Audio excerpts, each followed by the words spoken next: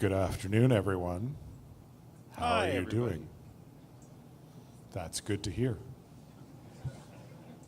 He's always so upbeat and uplifting. We'll start with the takeaways from our research on forced data localization, the exciting new government plan that unites Canada, China, and Vietnam in internet governance strategies. The first major takeaway is it doesn't actually help security over simply not doing it. Just like a cardboard TSA station, or for those of you who live in the United States, a real TSA station.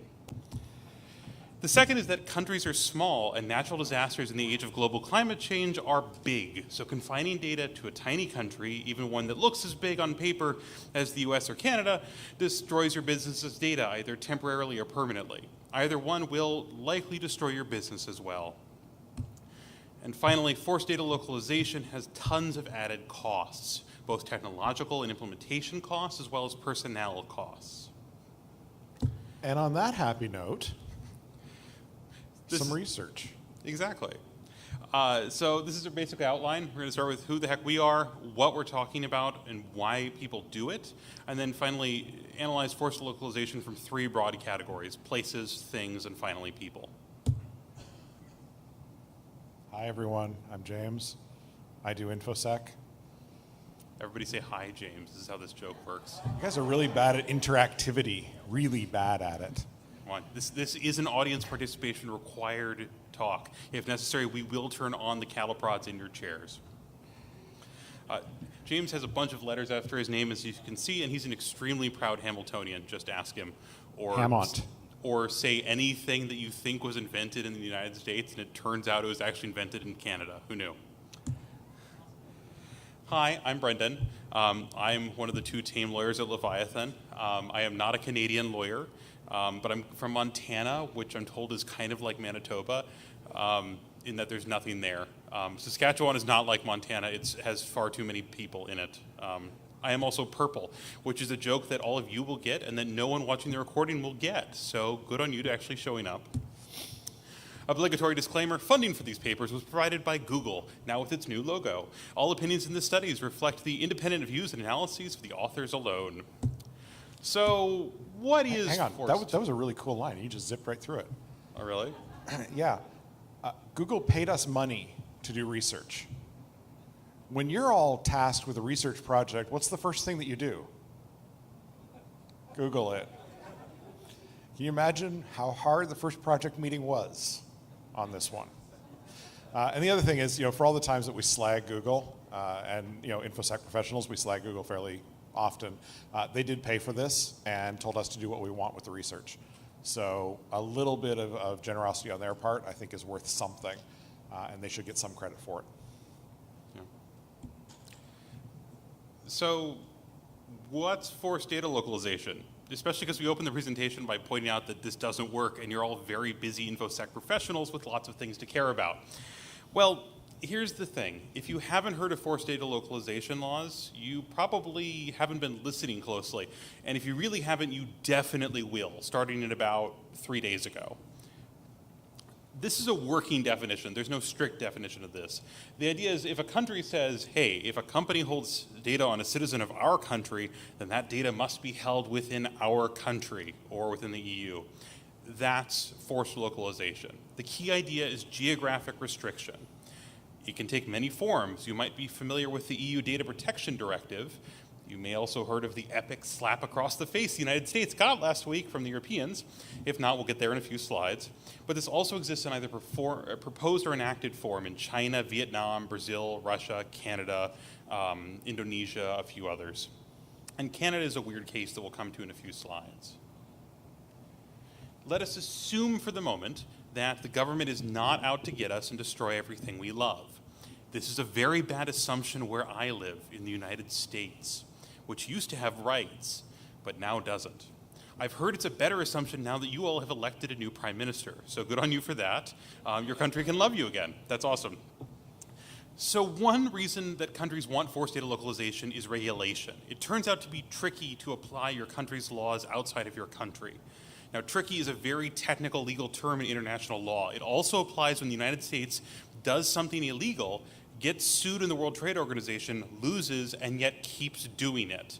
setting up awesome cases like when Antigua decided to pirate all Microsoft software, and it was the government doing it. Tricky also means F-15s solve the problem. They do occasionally solve the problem, although if we invade Canada and Matt and Trey do not write the soundtrack for that, I'm going to be sad. And it didn't work 200 years ago. It ain't going to work now. And the White House burned, and we're the ones that did. Okay. If you keep everything in your borders, your domestic laws clearly apply in full force, whether that means privacy protection, warrant requirements, or data destruction or data retention laws. The second reason countries do it is one of the good old time reasons, protection of local industries, in this case, data centers. As we'll talk about later, most countries have no public cloud providers, so the only data center options are local telecoms, which are the same telecoms that have been recently denationalized and have enormous lobbying power to enact rules like forced localization laws. And to give you an idea of the scale of these countries, until recently, by which I mean in the last couple months, Canada was one of these age-old places with forced data localization laws and no public cloud providers at all. Option 3 on why we do this is, well, there's this guy. His name is Ed. Ed decided he didn't like his job very much, and he wanted his new job to be being on the run for the United States for the rest of his natural life. Not a job you want, by the way. Not a job we recommend. If you're looking for a new job, talk to us at the end. So there's this ongoing set of disclosures about all the special friends the U.S. intelligence services have. And it's a very populist response to say, well, the United States has been stealing everything, so we have to keep our data inside our country so that we can stick it to the man. The United States' case is the man. Who are the other 4 members of the Five Eyes Alliance?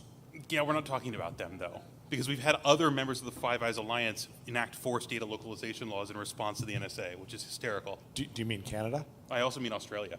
I know, but it's funny to say Canada when you're in Canada. I know. Okay. You know you're in Canada, right? I've heard that. I don't know. I wasn't, like, goosed at the border, so I'm not really sure I went across the border. Get back to the talk. So this was particularly true for Brazil, which has a big anti-U.S. thing in a lot of different areas, patent and trademark law in particular. You might have heard of the HIV drug controversies against the United States.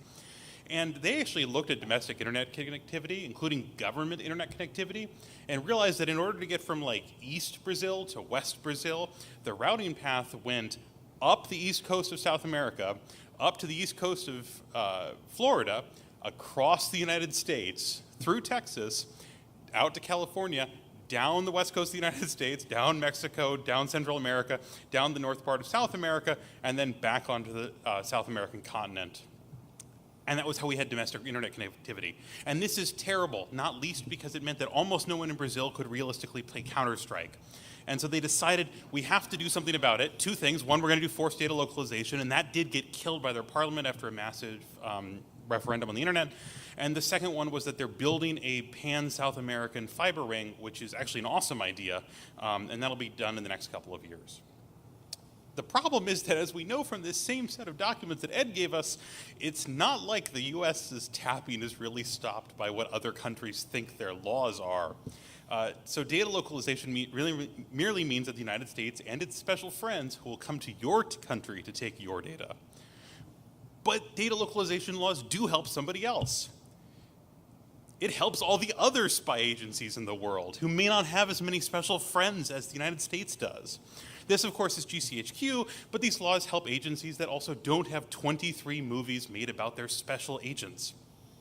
Not every country has the worldwide networking reach of the United States, so for countries who want extremely robust domestic intelligence gathering capabilities, also known as hack all the things, creep all the creeps, this is an efficient, if unsubtle, method of assisting that.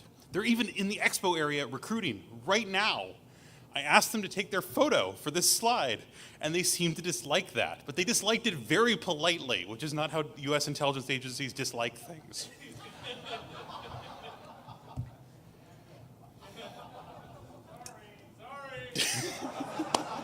They literally did, I'm sorry, but I'm not sure I can do that. I think I need clearance. Like, you need clearance for me to take your photo. Yes, well, it's all very complicated. Yes, that's true, it is. So all the countries say that they're doing this to keep our citizens safe and to keep their citizens' privacy safe. So that's nice. That's a great thing that they say that. So on this note, let's talk about the European Data Protection Directive, which is one of the oldest of this, having been passed in 1995. Those of you who work with European Union data have probably known about this. It's the incredibly stringent set of privacy guidelines that the European Union uses for personally identifiable information. If you keep data in the EU, you follow EU rules. This is the whole domestic laws apply domestically thing I was talking about earlier.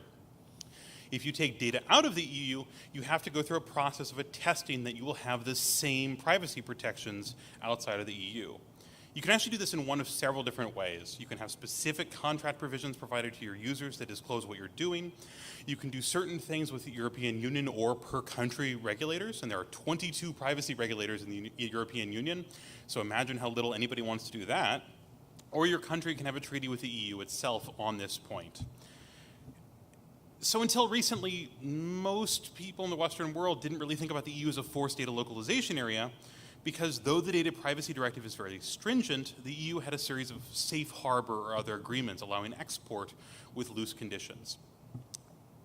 For Canada specifically, the way this worked is that the EU looked at Canadian laws, said, oh my God, they actually know what privacy is, and they put it in a statute. Pipita! Woo! And therefore, the European Union says, well, my God, they must have civilization in Canada. That's kind of cool. And so they just signed a thing saying, we, the European Commission, recognize Canadian privacy law as roughly equivalent to protect our citizens' rights and have fun. So Canada's just good. The US has a treaty called Safe Harbor, which is also what Switzerland has. And the way that Safe Harbor works is very simple. The US Department of Commerce manages it, and what's required for companies to hold EU data outside of the EU, specifically hold it in the United States, is that a company must annually self-certify that it promises not to breach the privacy of European Union citizens. That's all. If that sounds a little lax to you, you're right. The compliance regime was so useless that companies would often simply download the logo from the Department of Commerce's website, stick it on their website. The Department of Commerce has apparently never heard of Google image search, so they had no way of tracking this. And then they would just not bother to do the paperwork. And the paperwork is literally 3 questions. Alternately, and this is actually my favorite one, some companies would do the paperwork at first. They would then stick the logo on their website, as is allowed, and then they would ignore the Department of Commerce's increasingly frantic emails saying, you know you have to annually recertify, right? Would you come please check box that still says we're still not doing bad things? So they just ignore the emails for about 5 or 6 years. And this was pretty common. A bunch of lawsuits just got handed down about this, including against a fairly prominent US security consultancy who got whacked, and again, whacked is a very technical legal term, with a 20-year consent decree, which is longer than the company's been around, saying you really have to not lie about this treaty anymore. So that's cool, except then this happened. Someone else thought this was also too lax, and they would be the European Court of Justice. I will not mangle the French pronunciation because you will all taunt me, but very politely. In a case brought by an Austrian privacy activist, Max Schrems, against Facebook, they ruled that NSA surveillance and the lack of any real enforcement meant that EU-US safe harbor did not meet the threshold of the European Union's basic privacy guarantees. They didn't meet basic human rights guarantees. Therefore, they just said, yeah, we're done with this program, effective immediately. So now everything is on fire, right, which is great. So for US businesses, this means that if you're a company that does business with the European Union, which has names that rhyme with Google or Facebook, that means that the individual company will have to negotiate data protection requirements with 22 different sets of European bureaucrats. And if that sounds like a mess, yes, that's not good. It also puts the rest of the world on notice that occasionally the European Union will wake up and notice if you're flagrantly violating its treaties. So from the perspective of the US then, yeah, the EU is now a forced localization state. But wait, there's more. This issue is bigger than one court case, because the US Second Circuit Court of Appeals is currently deciding another case, helpfully titled, quote, in re a warrant to search a certain email account controlled and maintained by Microsoft Corporation. That is not the longest title we've given to a case. That one goes to one of the times when somebody sued Satan, because Merca. But it's pretty long. What most people refer to this is US v. Microsoft in re Ireland. So what's actually going on is that the Department of Justice, which is our FBI and a bunch of other stuff, is trying to use anti-terrorism laws to force Microsoft to turn over the contents of an email account. And ordinarily they would, but in this case, the email account is of an EU citizen, and so it's held by Microsoft Ireland. And Microsoft said, yeah, it's not us, it's Microsoft Ireland. Go to Ireland and give them an Irish warrant. DOJ said, well, it has your logo on the top, so do it. And Microsoft said, you have a shiny treaty with Ireland that's specific, it's called an MLAT, a Mutual Legal Assistance Treaty, that specifically says if you need Irish data, please go to the Irish police and they'll fetch it. The DOJ said, and I quote, we don't need no stinking treaties. Microsoft went to court saying, not okay. The court held Microsoft in criminal contempt, which is going to be awesome. Microsoft is going to be the first corporation to go to jail. We didn't do it to any of the banks that destroyed the whole earth, but God forbid somebody would follow the law. So Microsoft gave us Bob, remember? Bob? Well, there's that. Okay, so some people in Microsoft... Justifiable criminal act right there. Okay, we cannot justifiably homicide a corporation. So Microsoft has appealed to the Second Circuit. That's one above a trial court and one below the U.S. Supreme Court, which is the 9 grumpy people. The European Union privacy commissioners have formally informed Microsoft that if it complies with the warrant, even if the alternative is to send its CEO to jail, it will no longer be able to operate on EU citizens' data. Essentially, it'll be a death warrant signed across all of Europe. So now we have a problem. And by the way, it's not just anti-terrorism laws the DOJ uses like this. They use Sarbanes-Oxley, which you may remember is the law that the Americans passed after an energy corporation tried to eat our face, to seize fish. And honest to God, we had a case about 2 small fish go all the way to the Supreme Court on a law about energy trading. So that went well. And that's not the only instance of this happening. In 2004, the Privacy Commissioner for British Columbia pointed out that since British Columbia has laws, and some of those laws require that citizens are notified if their information is drawn into a criminal investigation about somebody else, and since USA Patriot Act requires that you not notify anyone if their information is drawn into a criminal investigation against somebody else, that you probably cannot legally host British Columbian citizens' data outside Canada because we can't trust the Americans not to do terrible things to us. So here's the cool part. A decade ago, I was sitting in a room responsible for several million people's personal identifiable information in Canada, and I was told that all of my fears about the Patriot Act were worried about the boogeyman. I so desperately want to assemble that same group of people in a room just so I can go, really? Hi, we're the boogeymen. We're here to help. So, hot off the presses, this, even though it's dated weirdly, I'll explain in a second, passed the United States House of Representatives yesterday. That's the one with all the very large number of crazy people. This is the one with the smaller number of crazy people. It was introduced last March, but passed yesterday in response to the EU ruling. And it purports to give the citizens of certain countries, including, in theory, the European Union and Canada, but just hang on, judicial oversight and the right to sue U.S. agencies for misuse of their data. That's awesome, right? You can all go sue the NSA. Okay, well, there's a few conditions. Like, look at it. This is like a 5-page bill, and 4.9 pages are exceptions. It's brilliant. I read it this morning. So only if, 1, the disclosures were willful, which is a term that means a bunch of things under U.S. law, but to sum up, our Constitution now has a good faith exception, the whoopsies clause for human rights, and my guess is that willful is going to mean the same thing as good faith, which means you never get to do this. And 2, the Attorney General of the United States thinks that the citizen's home country is giving the U.S. all the data that the U.S. wants to fight crime, with or without any lawsuit, and 3, the citizen's home country never, and I quote, impedes the transfer of information for the purposes of reporting or preventing unlawful activity to the United States by a private entity or person. Now, for those of you who didn't parse that, that's literally saying as long as the European Union doesn't impede in any way Microsoft turning over that email account, because we're still pissed about that. And 4, the head of the agency that misused the data consents in writing in advance to be sued by any random Canadian who wants to sue them. And 5, if the Attorney General doesn't decide the way you want, no court in the United States has the right to review those determinations. And 6, if the way that they're abusing your data isn't classified. Because if it's classified, even if it's published in the New York Times, the US refuses to acknowledge it in a court, and therefore we don't have to respond to it. So if you meet that incredibly broad definition, you too can sue the NSA. Good luck. So that's going well. So this is what causes data localization, right? We have political reasons, we have courts of various levels of hilarity. Let's turn now to our research questions for this project. So we had 3 basic overview questions. 1, is storing data online more or less secure than storing data locally, and how? 2, is would forced data localization make it better or worse for storing data online?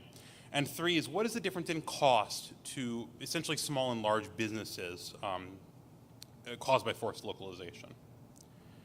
So again, we approach it from 3 different ways. Let's start first with talking about places. And places are important because that's where we put data, right? Data doesn't just live in the cloud. The cloud is another term for other people's computers. So it turns out that where those people's computers are and what borders are around them are very important in determining whose computers we should use or avoid. And this is the kind of thing that people tend to forget in the age of the cloud, right? But it comes back as very important when, for instance, Libya decides that there's a whole bunch of things that are not exactly moral under that country's statutes going on Bitly, which is a URL shortener, and simply wipes out 1/3 of the URL shortened things on the internet. Turns out to be important. So to figure out where the cloud is, we have to state precisely what we're looking for. We have to define the cloud, right? And we all have some general sense that if we're buying boxes and racking them, that's not the cloud. But other than that, it turns out to be hard to come up with a definition. It might be your cloud, but it's not the cloud. Right. It's the little C cloud instead of the big C cloud. We're going to do this like the internet? Yeah. Cool. Or Sesame Street. Or Sesame Street, exactly. I can count to 5. 5 clouds. No. Thankfully, the Cloud Security Alliance has a cool 5-part definition that it stole from NIST, which has 5 essential qualities. 1, on-demand self-service provisioning, and I'll come back to this. 2, broad network access, which CSA mostly uses to mean it better be at a peering point or have a direct connection to a peering point.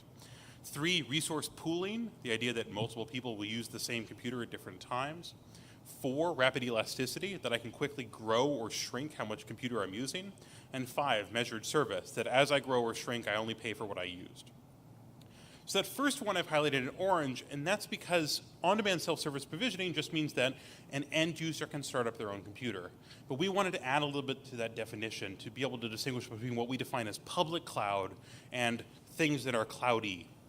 There's one other thing I'm just going to stick in here. It's important to note we're only talking about infrastructure as a service. So this is like you can get to your own command line. We're setting aside platform as a service and software as a service for this discussion. I was literally going to put that on the next slide. And you didn't. But it is. It is on the next slide. The next, you changed it since last time I looked at it. Okay. Moving right along. So we define self-service to mean that anybody with a credit card should be able to sign up for the cloud service provider and use them immediately. There's no business licensing negotiation, there's no confidentiality, there's especially no confidentiality around pricing. So given that, because we focused on compute capability, because there's lots of great services that do just one small thing. For instance, there's Backblaze B2 or rsync.net that do storage really well and really cloudy. But we think computation is the critical core because you can run a storage on top of compute, but you can't run compute on top of storage unless something has gone horribly, horribly wrong. So these are the 7 we came up with. Amazon Web Services, which if you haven't heard of at this point, you're at the wrong conference. DigitalOcean, Google Cloud Platform, HP Helion, which some of you might have thought went bankrupt because the New York Times reported it did. Turns out that was a lie. Somebody was tampering with stock prices. 5 is Linode, 6th is Microsoft Azure, and 7th is Rackspace. So now we've defined the cloud, and we have some cool names for who to call if we need quick cloud. Where do we look? And it turns out this is hard to find out. It took a lot of time, and one extreme nerd who has gone on Google Maps and plotted the actual buildings holding every single Amazon data center in the world and released them as a KML file, which is super neat. This is where all the cloud is. So this slide is a little hard to see, but see all the little green dots everywhere? Those are all the cloud data centers for these 7 providers. They're concentrated in 12 countries. the United States, Brazil, Ireland, the United Kingdom, the Netherlands, Belgium, Germany, Singapore, Australia, Taiwan, Japan, and Hong Kong. And if you'd like to play with this map, he's pointing at it. A whole continent has nothing on it. Let's start with that. And that purple dot is new. That's a new special one. So in the last couple months, DigitalOcean has done something amazing. They have recognized that, as the arrogant worms once said, Canada is really big, and put in TOR1, DigitalOcean's Toronto data center, which is the first public cloud provider in Canada. And as you can see, it's really, really close to the United States, but it still counts. It's on the right side of the border. So that's awesome. Congratulations to DigitalOcean. But still, until a couple months ago, Canada had no public cloud. And huge chunks. Everything in South America except Brazil has no public cloud, and Brazil only has one provider. Nothing in Africa. Nothing in the vast majority of Asia.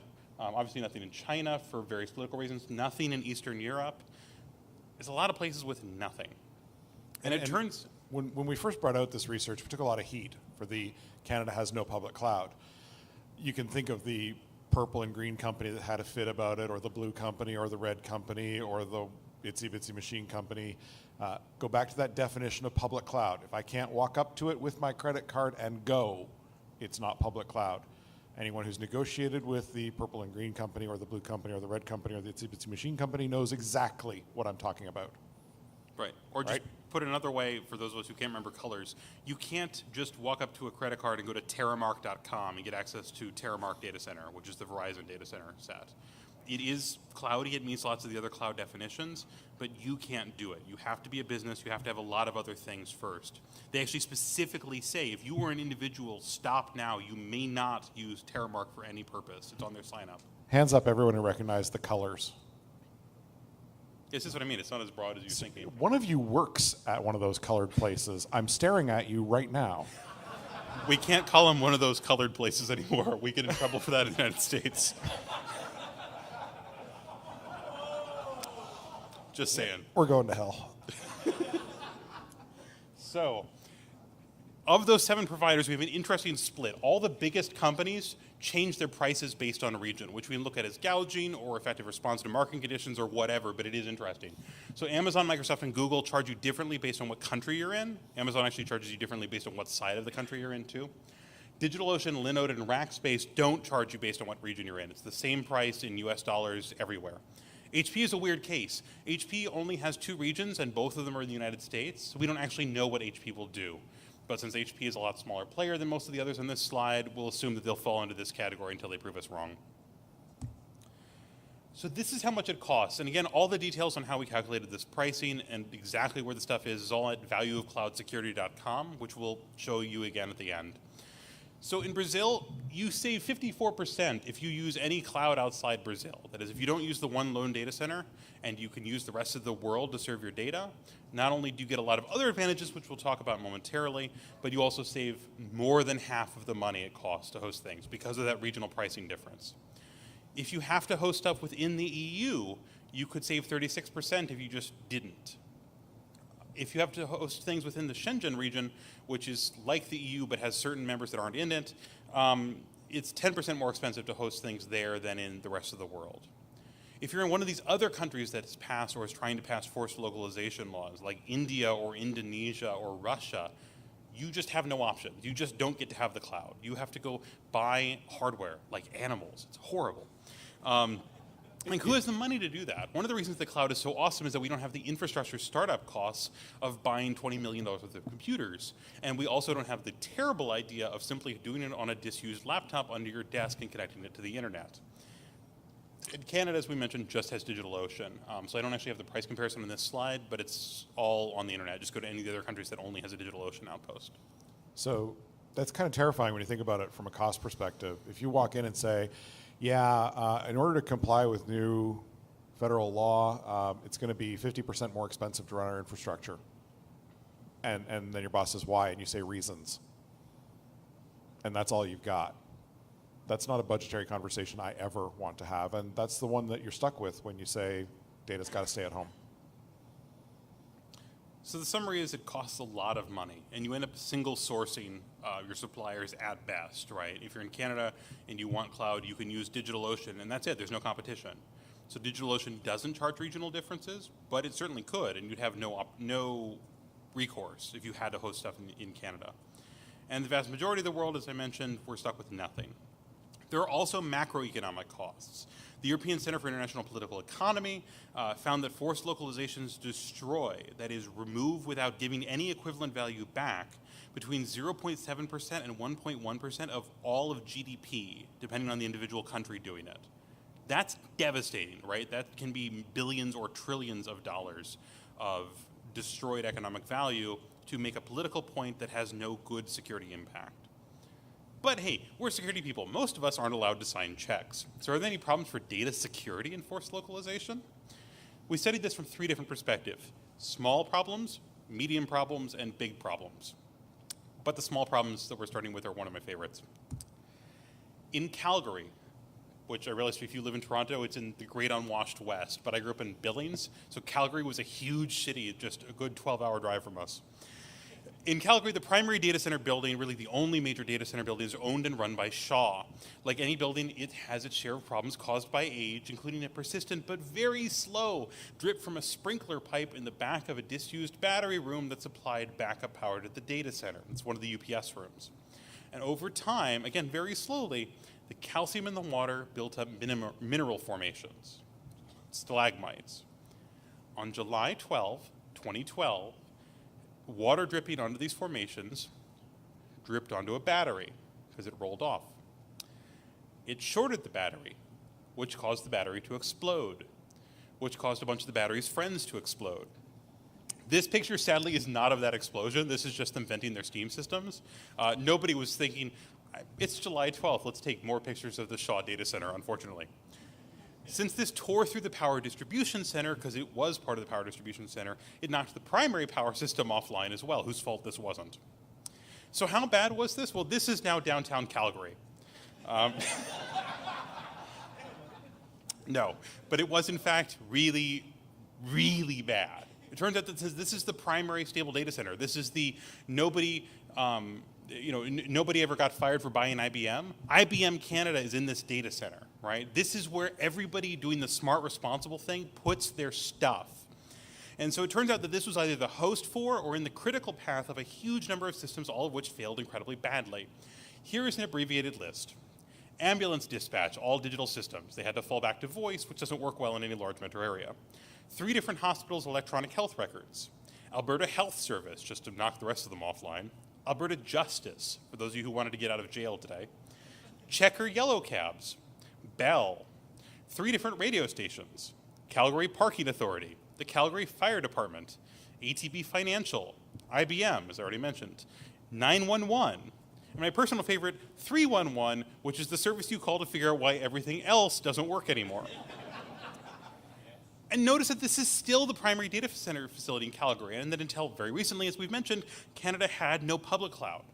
Why would a public cloud help? Well, you can fail over, right? A properly programmed system on a public cloud can quickly fail between data centers or fail between regions. This is much harder to do when all your stuff's in a colo facility. It's not technically impossible, but the mental paradigms for your programmers are pretty different between, I own this rack, none shall touch it, it is mine, and I rent time on the internet, which sometimes falls over. Not that people can't badly design and program single data center public clouds, as we'll see on the next slide. There have actually been a huge number of outages that have taken out single Amazon availability zones. For a long time, you could always tell when there was a bad rain or anything in US East 1 because Netflix would shut down, Twitter would shut down, GitHub would shut down, like half the internet would turn off based on one data center in Northern Virginia. That was the oldest of Amazon's data centers, so the most likely to fail for no reason. It turns out if you run the whole internet, everybody notices if you misconfigure a router. But in 2011, a single lightning strike near Dublin managed to not only to shut off an entire Microsoft Azure data center, but to hard shut down an AWS Ireland data center. And it shut it down so hard and so fast that it caused corruption on all of their Elastic Block Store instances. Those of you who use AWS every day know how bad this is. For those of you who don't, these are the persistent hard drives you use for your non-persistent images.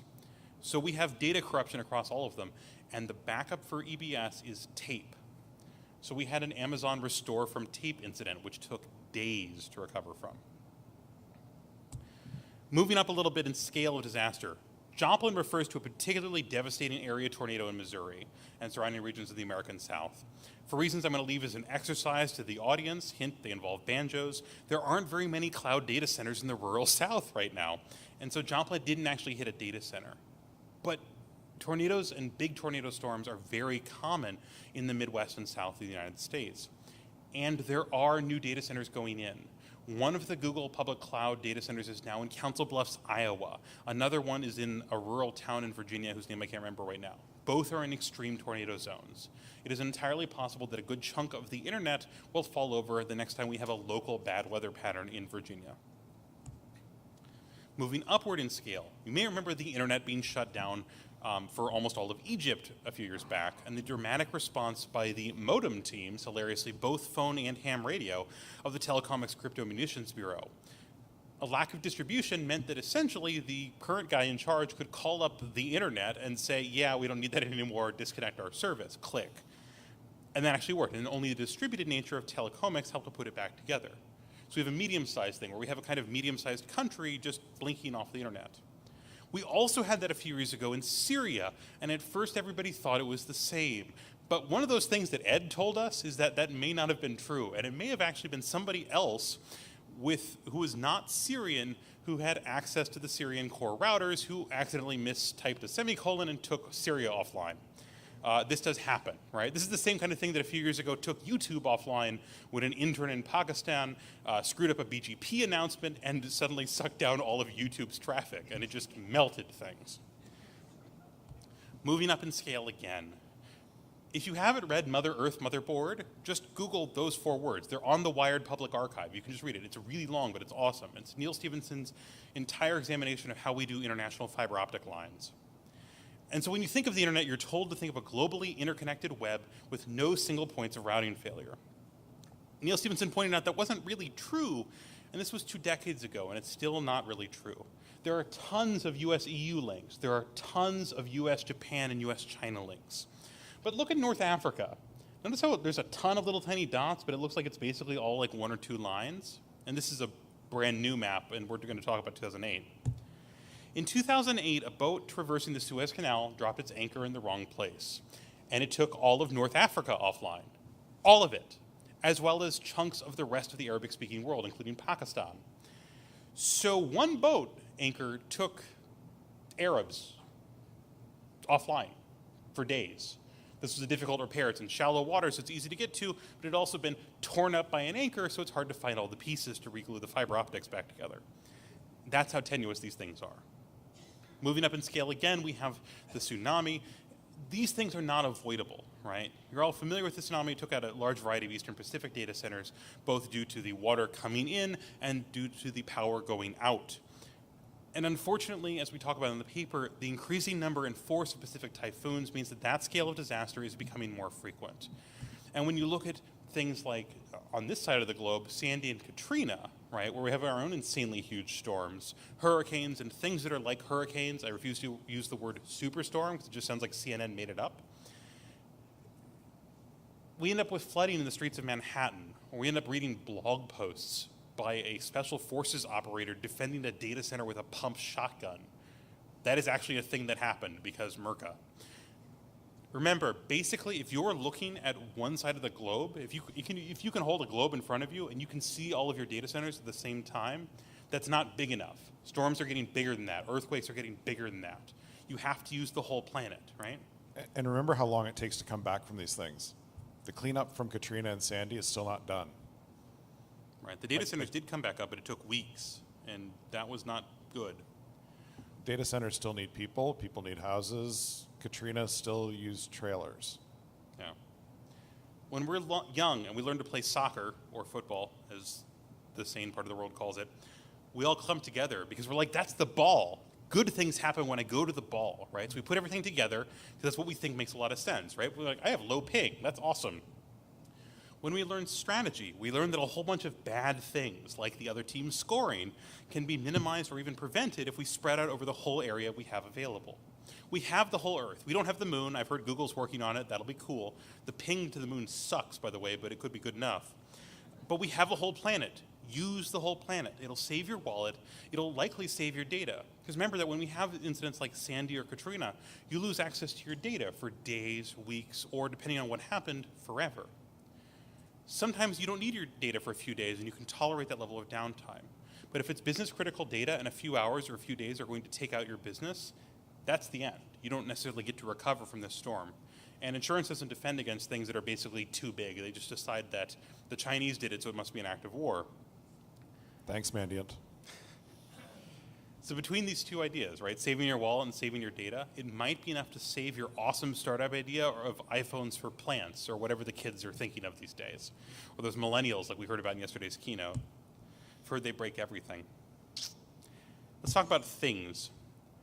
Specifically, we're going to talk about building data centers. Or to put it another way, is it cheaper or more expensive to use the cloud for storage as compared with building storage data centers to hold our stuff? And it turns out that this is annoyingly complex and requires a whole bunch of assumptions and very specific details. I'm going to summarize 37 pages worth of small tables in about 3 slides. So if you want more details, you're totally welcome to them, but I didn't want to just spend 3 hours reading basically actuarial tables. But we do publish all of this data, and it's on our blog. It's still at valueofcloudsecurity.com. So we set up 3 mock corporations to simulate their data center needs at 3 different sizes. Small consultancy, which has 50 employees and 20 remotes. They use about 15 terabytes total of storage, and they just use a NAS. The mid-sized corporation, which has 500 employees and 4 satellite offices, they have, a server room in their main office, a pretty good one, a pretty well-stocked one. They need 150 terabytes of backed-up storage, and they use enterprise-class storage devices as well as tapes. Big Corp Incorporated has 2,500 full-time employees, 2 different headquarters, 6 satellite offices. They have 2 real data centers that they own, and they need 750 terabytes of storage, and so they use a dual continuously replicated SAN. This is just the summaries of the servers we built out for them. We use a PowerVault NX400 on the small end and a Petarak high availability SAN on the big end, which has 512 gigs of RAM. We do still use tape because most corporations that are building their own storage use tape as their backup systems. So on the mid end, we have a T160 library. On the high end, we just combine 5 of those together because it turns out you can just link them. It turns out other people use tape as well. S3 Glacier, tape as a service. Right, but at least at S3 Glacier, you don't have to actually buy the tapes or the robots yourself. Then we took a large number of cloud providers. Which plans we picked, you can see we name all the plans we're picking, and which providers we excluded goes to specific details that are in the paper that are boring for this. But you can see that the range of prices is extreme, and yet we have great high security things on both the lowest end and the highest end. And if you don't want to have to take a photo of the slide, my slides really are going up, and then they really are on this paper online. So the range of prices is nuts, and we have lots of median and things to get our price comparisons. So these are the price comparisons we came up with for small, mid-sized, and large corporations.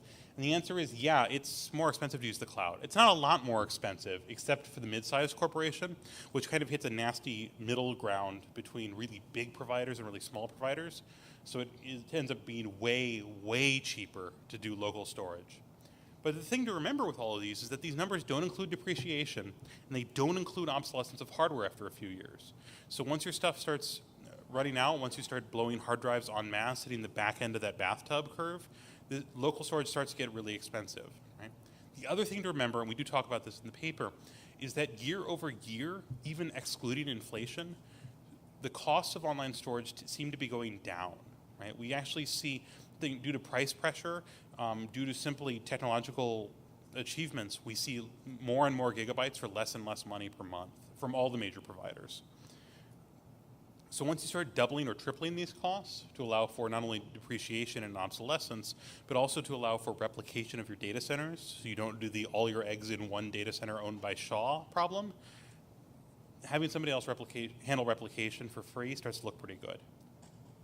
Finally, let's talk about the most critical area, which is people. We all know that in order to have true security, you need people in black hats with projectors on their faces. I have a projector pointed at my face in my office, don't all of you? Right? This is important. No, at every level of infrastructure, as James just we need people that actually defend the infrastructure, and it turns out we need a lot more of them. This is a terrifying statistic. Turns out that there are so many open cybersecurity positions right now and actually this is a 2013 statistic, that if you took every employee at 5 enormous blue chip corporations, GM, Costco, Home Depot, Delta, and Procter & Gamble, and you turned them all into full-out security experts, could speak at Black Hat, could speak at DEF CON, could speak here with no problem, that isn't enough people to solve currently identified openings. That is people we know we need today. There are 25,000 people needed in the United States civil service alone, and as recent events have demonstrated, raise your hand if all of your personal information, including your fingerprints and background checks, are now online, courtesy of the OPM. They really, really need more cybersecurity expertise, and they can't hire it at all. Yes, I could revoke my fingerprints, that's true, but hard, right? There's that Men in Black thing I've heard, and that works really well. You just touch the acid ball. So how are people trying to solve this? Well, most of the global north and BRICS countries, that is Brazil, Russia, India, China, and South Africa, are trying to educate security experts with formal university programs, mostly master's and PhD programs, which we'll get to in a second. The problem is that these programs don't scale to the need. The UK had GCHQ, its nice James Bond spy service, design a program for it. And in 2017, this brand new program, which is a huge push forward in how many cybersecurity experts, or at least as expertise as education alone can get you, the number of people it's going to graduate is, in 2017, 66 people per year.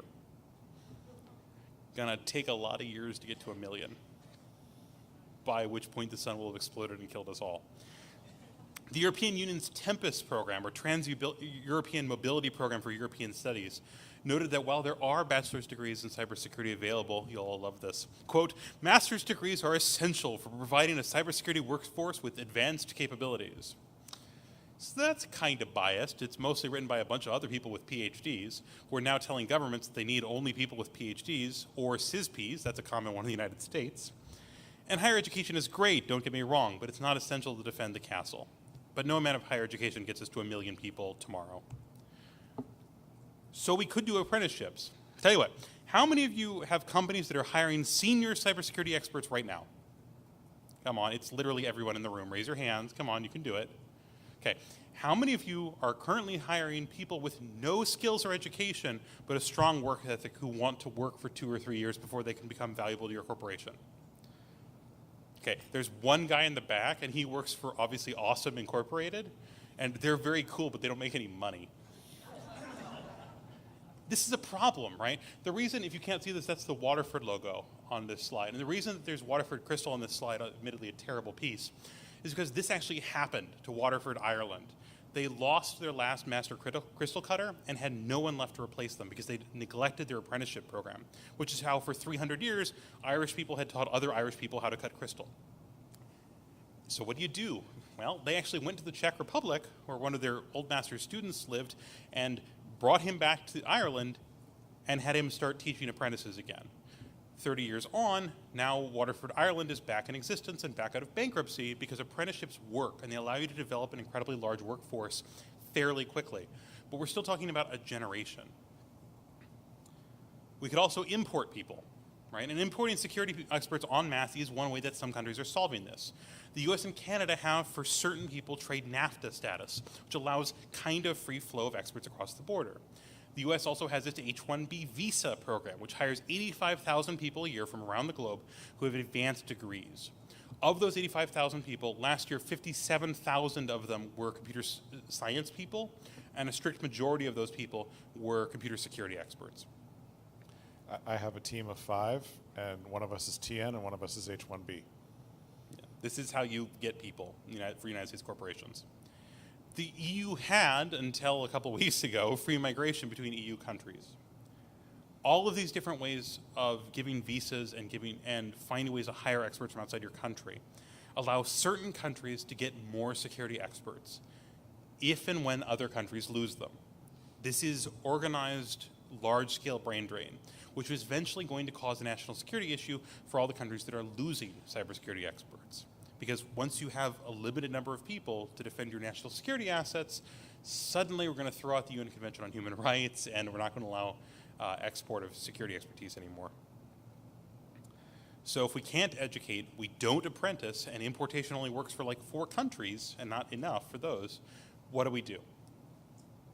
At this point, we have to circle the wagons. When people use Amazon or Azure or Google Cloud or whatever, it's entirely untrue to say that they don't need to worry about security. We do security consulting for cloud companies all the time. But it is true, however, to say that these companies have huge chunks of security taken care of for them, right? If you've ever gotten access to something like the AWS SSAE 16, you can see that Amazon's doing a huge amount of security work for you, right? They're dealing with how do you build data centers. They're dealing with how do you do badging. They're dealing with how do you track access to take hard drives out, things like that. Most of the world has gotten beyond this, the cloud is dangerous idea. And if your corporation still has this, the cloud is evil, we can't afford to trust it thing, you should probably look for a new job because it's getting harder and harder to do that. When we centralize data into fewer repositories, and I don't just mean the 7 I listed, we need more than 7 big repositories of data because it's just not enough people to have a long-term marketplace, especially with Amazon being so huge, right? But when we shrink the number of repositories, we build fortresses for our data, we're better able to spread the few humans we do have more effectively. It's not a solution, it's a stopgap while we try desperately to increase the size of the industry as a whole. And yeah, we're hiring too, because we're affected by the same market as everybody else in here. So if you do technical security work, come talk to me or drop me an email. We have people spread all over Canada, because we too believe that Canada is really big, including several here in Toronto, as well as all over the US. So we've talked about places and things and people and why we care anyway. Data localization laws don't help security. They don't actually defend against the NSA, even though that's always the political rationale. And they stretch the far too limited resources we have available to defend our data. We need a better solution. I hope we can come up with one. Questions? Goodness gracious. Can you diversify out of more than one provider and avoid being code spaces? Can you diversify out of one provider and be in out of more than one? Sure. Is it hard? Oh, everything's hard. Actually, sorry, let me rephrase that. It's difficult. It's not hard. So you can load a dishwasher, you can do it. But it goes back to the same thing I mentioned before with colo spaces, right? If you have one colo space and you're used to thinking of that as your space, it does require extra mental energy to work across that. But it's not impossible, and there are libraries for how to work with cloud instances that make it very easy. They abstract away individual S3 or EC2 commands and just make the same commands work across DigitalOcean or Linode or Rackspace. Yeah, it comes down to the really simple thing. If you're not already strongly automated, strongly orchestrated in a regular data center, and you're not doing strong automation orchestration in cloud, you've already given up, and we're sorry. But that's what you got to do. That's the base minimum. Once you get to that orchestration and automation standpoint, from there you can do any of the other things because it uses all the same tool set. Having Jenkins do a build out there is the same whether it's your data center, AWS, or Azure. Next question. Let me get to where you are. Guy way in the back. Guy in the back. How precise? Right on. Oh, I can just repeat his question too, James. You don't have to run all over the audience. Yeah, it's that guy. Yeah, the one you're pointing at. Without casting aspersions to anything you've said, because I think there's a lot of good information here, I think I'm going to challenge one of the main assumptions here. And I guess the best way to say it is, we know right now that virtually all of these cloud service providers are essentially US based. There's a very few exceptions to it. Mm-hmm. If the situation were reversed, and for example, all the cloud service providers were located primarily in China or Russia, do you think for one moment that the United States government or any of the Five Eyes governments would consent to a situation where they would simply get assurances of security from the host company, the host countries, and then just leave it as that? Because as far as I can see, that's essentially your ask here. Right, that's true. And no, but they don't do it right now either. Hang on. Of course they do. Well, there's GovCloud. Has anybody looked at the made in plate on their computers? There you go. They're all not made in the USA. Yeah, there's an interesting question on high national security assets, though. But that's not what we're talking about for most corporations, and that's the actual answer. Commerce isn't the same as government. If you contract with a international public cloud provider, can you specify which data center to put your information in? I know this answer. It depends on whether you're bigger or smaller than they are. The United States government was able to negotiate with Amazon and say, you're going to put our data here and here only. Are you as big as the United States government? That's not Annual really fair, earnings though, in James. the trillions range? No. The serious answer is part of my day job and part of Brendan's day job is we are CSOs for small companies. And for a company that is very, very strongly DevOps oriented, very, very strongly cloud oriented company, we have a click-through agreement with Amazon. We regularly run 10,000 servers with AWS, and we're not big enough to have a contract yet. So more or less than 10,000 servers? Probably not. Yeah, probably not contract then. With one of the non-public cloud providers, you have a chance. But then you're also taking the standpoint, like we had with HP, it's there or there. That's all they've got. And with Canadian cloud providers, you've got basically the same options. It's there or there, and that's all you've got. Make sense? But that said, for IaaS, there is still. I mean, if you Arguing with me. well, I'm arguing with you because you're oversimplifying the solution. Your Yeah. ultimate answer is right, but for some levels of compute, Yes. you can say, yeah, I want it in not a specific data center, but I want it in the Toronto region, right? You can, but they can also arbitrarily move it. Between the- regions? Yes, they can. Okay, I haven't they seen that have. actually happen though. Yeah.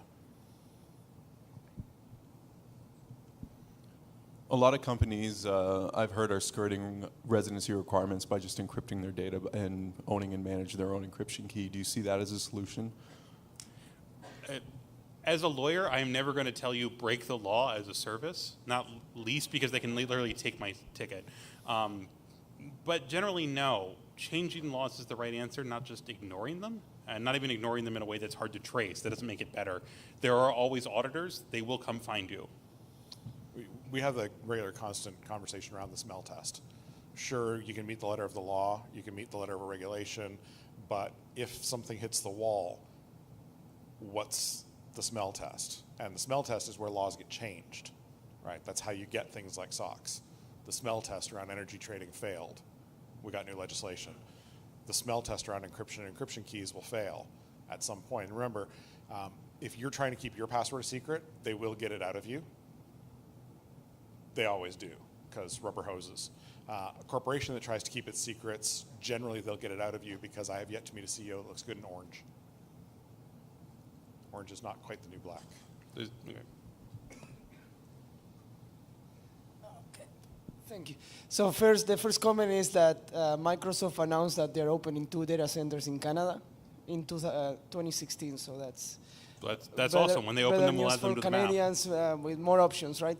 And also, as more data centers open around the world, how do you see the financial implications? Like, like all countries wanting a piece of the pie in terms of taxing, and so how do you see that evolving? I have an answer. Go for it. Okay.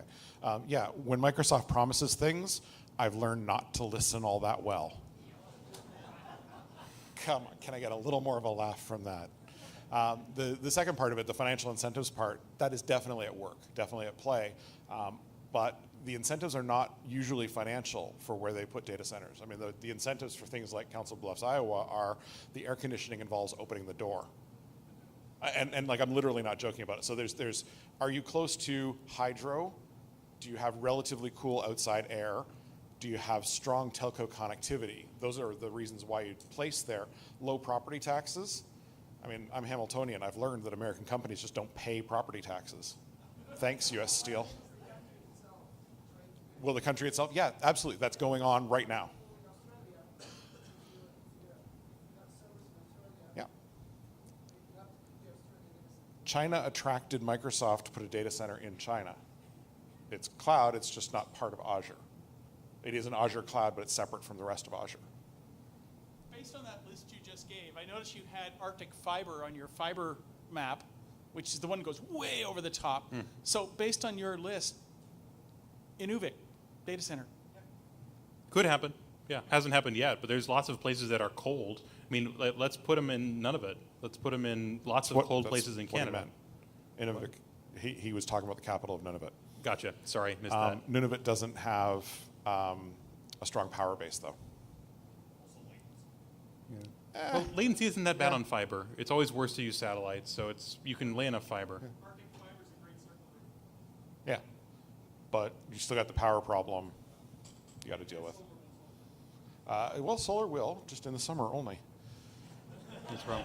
I mean, then they've got great solar. It's like, 23 and 3/4 hours a day. Yeah. Hang on, I'm running. If you look at historical data center locations, they tend to be places where like major factories have shut down. Things that used tens of megawatts of power then tend to get replaced by data centers because that's where there's enough extra capacity that it's cheap. If you have to build a whole new power plant, then it's more expensive. One of the issues that you talked about with needing 5 million cybersecurity experts, shouldn't we also look at talking to the Stanford Business School, the MBA programs, and tell these guys, you need to start teaching your students to listen to their security people? Because they already listen to their systems people, they listen to their lawyers, their accountants, but we need a lot fewer security experts if business leaders knew how to listen. That'd be awesome. I have 2 degrees from Johns Hopkins, and I can't get Stanford to listen to me for anything. Stanford ain't going to listen. Ultimately, we have to learn enough rhetoric to be able to make our own case. This is part of the ongoing professionalization of the industry you heard Trey talk about. It's something that like the leaders of the Shmoo group have also talked about. We have to stop wearing black T-shirts. I wear a black shirt that has sleeves now. And it has a collar, too. And you even know how to tie a tie, James. And that's what we mean. We can relax into black T-shirts, but we have to be able to have shirts that only have the requisite number of holes in them as our day-to-day wear in order for business leaders to take us seriously. That's ultimately the problem. My argument for that is you have to talk their talk, not your talk. Your talk is really cool and all, but it's got to be theirs. Yeah. Yeah, but we don't get to Atlas Shrugged the entire internet, right? We don't get to say, well, we're better than them, so I guess since they didn't listen to us, we're going to go off and have our cyber utopia with all our cyber stuff. It's not actually an answer.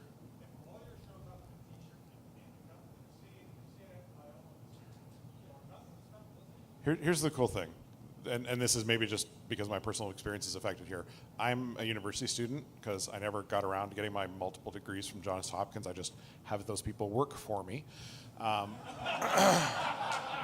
the right answer, I got to admit. So I'm in a Bachelor of Commerce program. So that's what gets you to the MBA. And there's the 4th year information security course that's required. You can't get out of that Bachelor of Commerce program without taking the 4th year information security course, except I got out of it because one of my talks is one of the chapters in the course. But everybody who graduates from that program must have that strong InfoSec requirement, and it's a 4th year course, so it's not an easy one. It's actually pretty agonizing, and it's funny to watch. They have to do policy deconstruction and reconstruction so they can understand what the policy is actually saying. That's part of the course that's built in. So I think the change you're asking for is underway. It's just not showing up yet on the posters as you walk through the path. Yet. Is it Ryerson? No. Why would I go to Ryerson? I graduated from Sheridan. Okay. On that happy note, I think the nice guy is trying to give us the cane. So I'm bright purple, so it's very easy to find me for more questions and or heckling. Thank you all very much.